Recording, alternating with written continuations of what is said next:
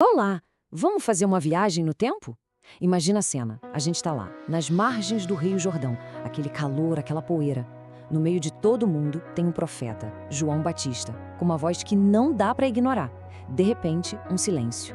Alguém se aproxima e João faz uma declaração que vai ecoar pela história. Bora mergulhar no poder que existe por trás dessas palavras. Eis o Cordeiro de Deus. Com essa frase, João Batista não está só apresentando uma pessoa. Ele está revelando uma identidade e, mais ainda, uma missão. Sabe, Cordeiro de Deus pra gente hoje pode soar um pouco estranho, né? Mas para quem estava ali ouvindo, nossa, era uma declaração bombástica, cheia de significado, de história e de profecia. Então, essa é a grande questão que a gente vai investigar hoje. O que João Batista queria dizer com isso? Por que logo um cordeiro?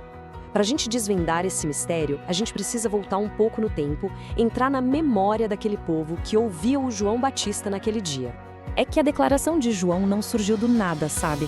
Ela era, na verdade, a ponta de um fio que conectava séculos de tradição, de esperança. Era como uma chave que abria o sentido de toda a história de Israel. Para o povo judeu daquela época, o cordeiro era muito mais que um simples animal. Ele era o grande símbolo da pureza, do sacrifício. Era a imagem da mansidão, da inocência. E era o meio pelo qual se buscava a reconciliação com Deus. E essa simbologia está gravada em momentos assim fundamentais da história deles. Começa lá na Páscoa no Egito, quando o sangue do cordeiro salvou o povo da morte. Continua com os sacrifícios diários lá no Templo de Jerusalém, e chega até na profecia de Isaías, que fala de um servo sofredor que seria levado como um cordeiro mudo para o abate.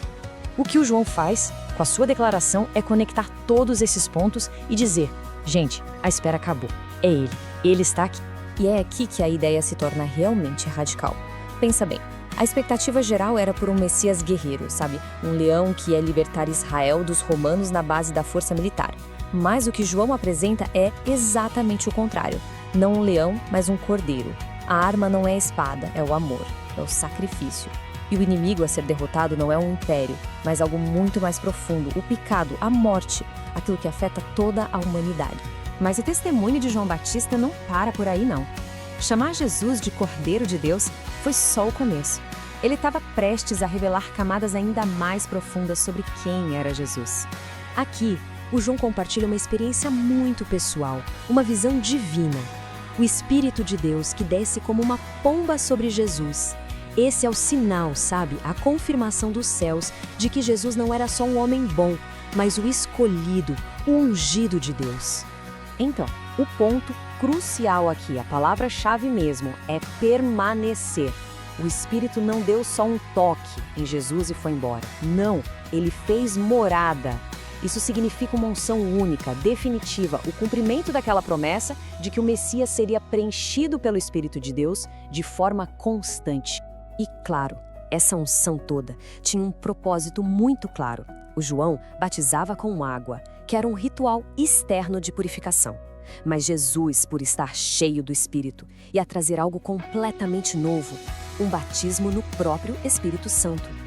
Uma força capaz de purificar e renovar o coração humano de dentro para fora. E aqui a gente chega no ponto mais alto da revelação de João.